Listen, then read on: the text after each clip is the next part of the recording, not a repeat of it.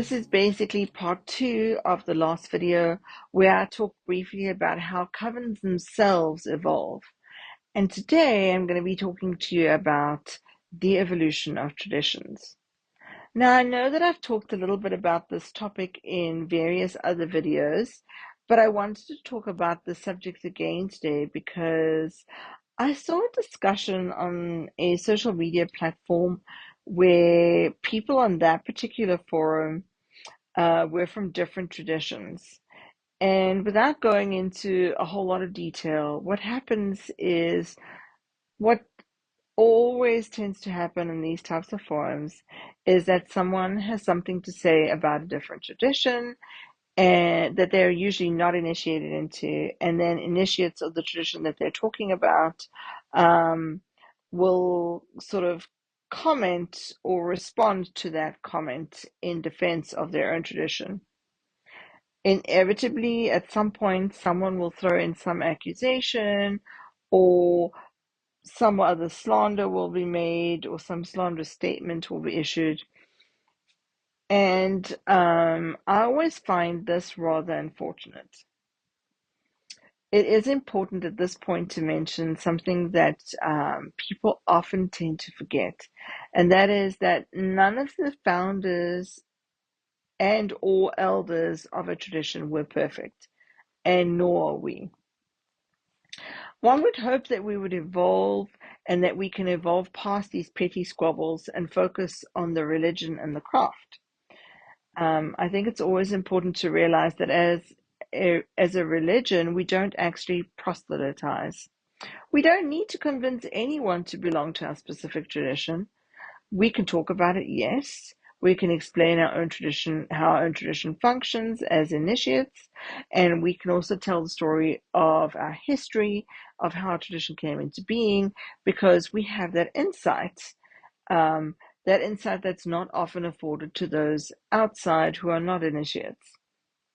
What we should not be doing is thinking that a snapshot in time is a permanent reflection of a tradition in perpetuum.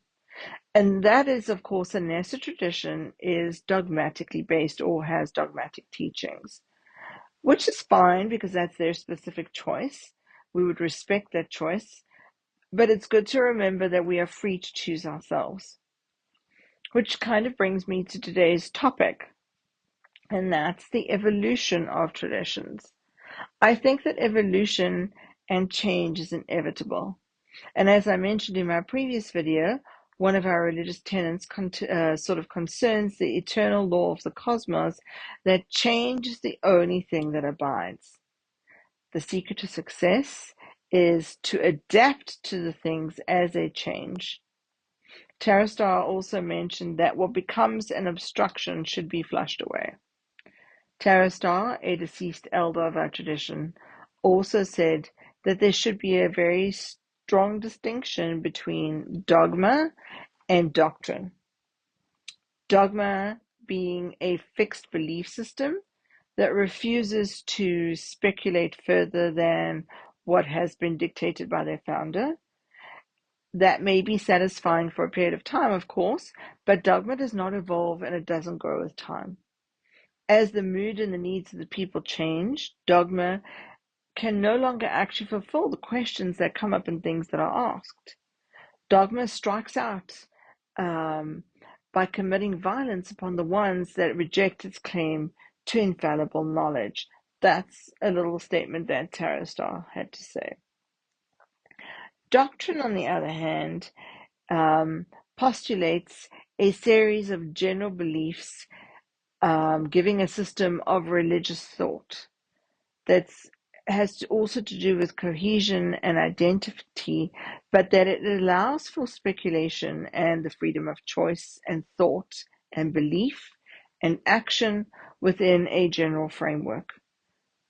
Doctrine is also open and can evolve to develop and flower with time, as long as its adherents sort of grows spiritually, and that they grow through query and insight, and they take into consideration the sage opinion of the religious body itself and also of the elders within that tradition. Much insight and opinions have value, and that enables the religion to grow and to be adapted and modified as time needs and as it suggests. If a religion is based on doctrine and not dogma, it's open to evolution and change, and it is ever changing because our society is also ever changing. And it's an incredibly valuable thing to remember this because attitudes of some of even our beloved elders may not have been perfect, but at least they were open to the understanding that doctrine is what is called for. For example, we know that it and what is today an acceptable behavior or even a taboo may change and evolve in literally over a period of 10 years. Once, if you remember, slavery was legal and socially acceptable, as was people with LGBTQ who had no rights, and that was also considered legal. Once, apartheid was considered socially acceptable and legal, and that was in my lifetime. Fortunately, many societies have evolved and changed, and social attitudes change, and we should evolve along with them. Similarly, I think traditions should evolve too. Attitudes and understandings should change with the times. We are fortunate to be able to build on and add to the basic understandings of our founders and our elders, but they were not infallible. We are not infallible. And we should always analyze and contemplate because Wicca is not supposed to be rigid. It wasn't developed to be rigid. It was supposed to encourage individual investigation. It was supposed to encourage consideration and contemplation and then evolution. Because consideration, to refer to that lovely sort of idiomatic expression, contemplating our navels, the idea that we might not want to spend so much time just thinking about things, but rather to engage in and make changes, I think in this particular context of evolution and maturation is an important thing to remember. As I just mentioned, individual investigation is an important part of how people themselves evolve. Covens evolve because of group investigation and contemplation within that specific group. Traditions often evolve because covens, elders, and members of the high priesthood contemplate, meditate, and then discuss topical issues and then consider how certain things may need to be changed. So, for example, Taristar was always of the opinion that the gender identity of a person had really nothing to do with the masculine and feminine principles. That it need not only be a female by birth gender that takes the role of a high priestess, or a male by birth gender that takes the role of a high priestess, or high priest rather. The masculine and feminine are only principles. And this is just one example of how we have adapted in our traditions and evolved away from what may have been more common practice in earlier years. There are other examples, of course, of how traditions have evolved and where certain practices have been changed to suit our contemporary thinking and understandings. I don't want to get into too many specifics here because this video could get really long, other than to say that, at least to my knowledge, the traditions to which I belong continue to evolve. Now, I did talk about tradition in one of my previous videos, so if you want to go back and look at that video, go ahead. Although, now that I mentioned that too, my thoughts on the topic may actually have evolved over time. And that's also an important thing to keep in consideration. One thing that I do want to quickly mention is the concept of tradition versus religion. Because in my mind, and the way I see it, is that religion in our traditions is based on doctrine. That is that set of beliefs that are held by a group of people versus the tradition, which can be described as the expression and the transmission of those beliefs and customs from one generation to the next generation. So as our traditions evolve, in other words, how we express our religion through our actions changes over time. but fundamentally the doctrine also changes over time as we evolve in thought and understanding.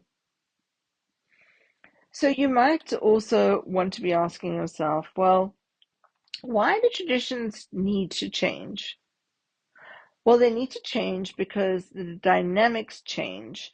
Whether those dynamics are in terms of, say, technological advancements, societal values, cultural interactions, loss of interest, even symbolic changes, the roles of oral traditions, cultural appropriateness, and even geographical contexts. Like these are a few examples of why traditions may evolve as well. So let me give you some examples. So when I'm talking about the dynamics in terms of technological advancement, you might be asking yourself, well, why would those impact a tradition? For us in our traditions, technological advancements have been or have meant for us that we can more easily and more frequently be in contact with each other. We can discuss, we can evolve the traditions, and even though many of us live in literally different countries or even different continents and states at this point, we can use technology to help us to even teach people at a distance that are not close to us or where existing covenants aren't close by to the people wanting to learn. Even though it should just be mentioned very quickly that some training and the initiations, of course, will still have to take place in person. But a large majority of the other training could take place technologically in a face-to-face video conference, for example. This is how technology and technological advancements have helped our traditions. Another way is that in our traditions, we have set up a secure and private digital library where documents are kept so that no matter where we find ourselves in the world, we can access those archives. And so that in the event of some disaster, the hard copies and the documents won't get lost. The content of the documents won't get lost. Now, as I've already talked about a bit, society and the advancements in terms of societal attitudes, where the example that I gave was that we're no longer really concerned with gender as a differentiator for a high priest and high priestess, rather that is to do more with the masculine and feminine principles. Now, in terms of cultural interactions, these may evolve for many different reasons as well. One of them being that within our traditions, because we are situated across the world and that we have had to come to an understanding that we all communicate differently. We understand that culture influences norms.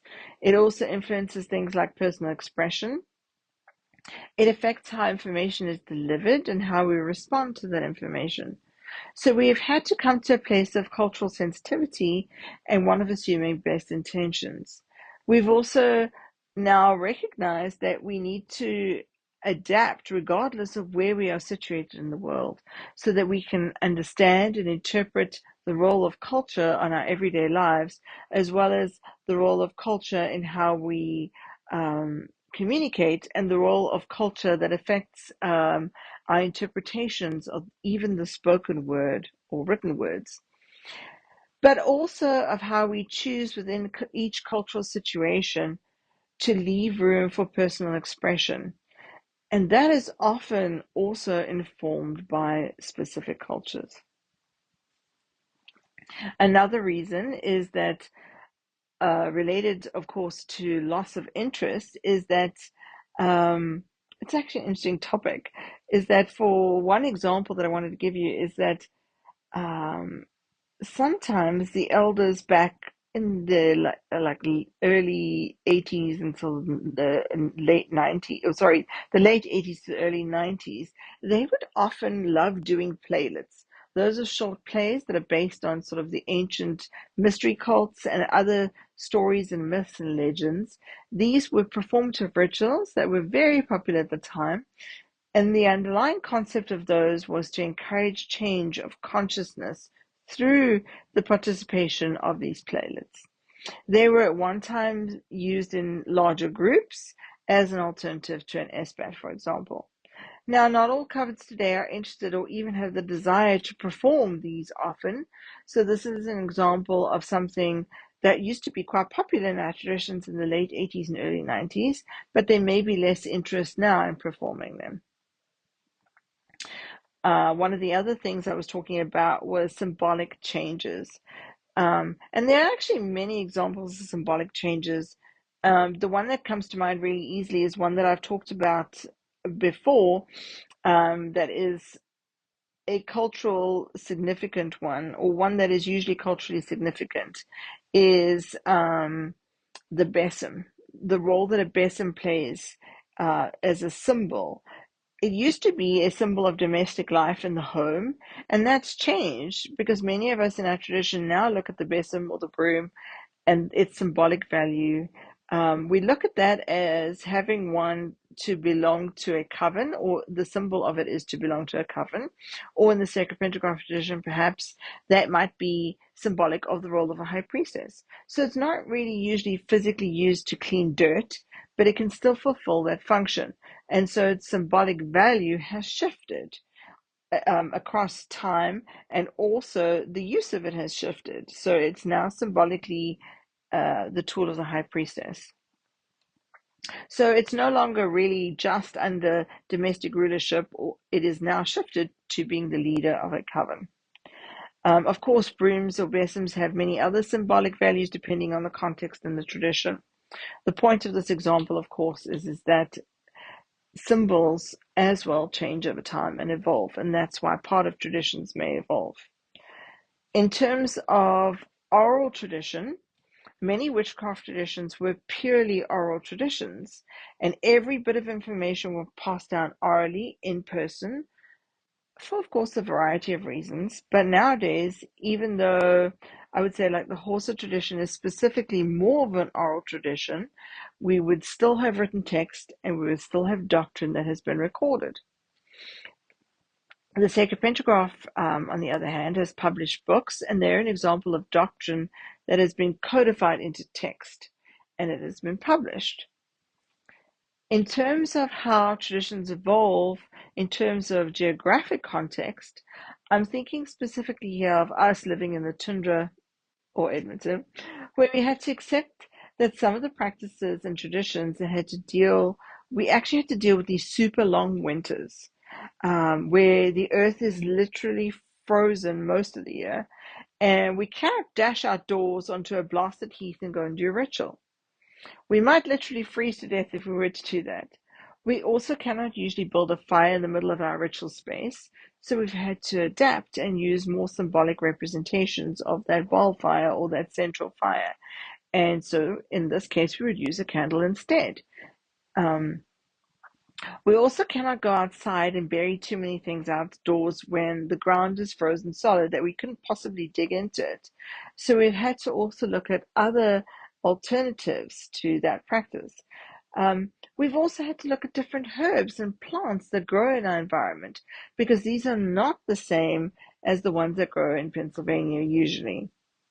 So for example, my home coven used to grow certain ones or could pop into their backyard and gather certain herbs that grew in Pennsylvania and also in Britain. But we've had to completely relook at the symbolic value of the different herbs that we use in our rituals and find ones that are similar or that would have a similar working for us magically. Now, I'm sure that covens all over have had to change, and I cannot word for word talk about each one of the adaptations that they've had to make to the tradition part of the religion. So as you can see, traditional methods that are passed down to us may not necessarily be workable in the geographical environment. So we've had to adapt ways of thinking about those things, and with that still sort of remains within the doctrine and within our magical understanding and thinking.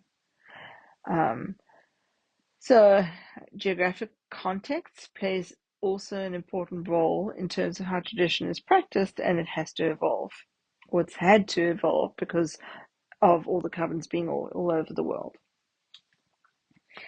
I think that's all I have for now on the topic of evolution of traditions. I hope that this has been an interesting topic for you, and if you have any comments or questions, please put them in the comment section below. Blessed be.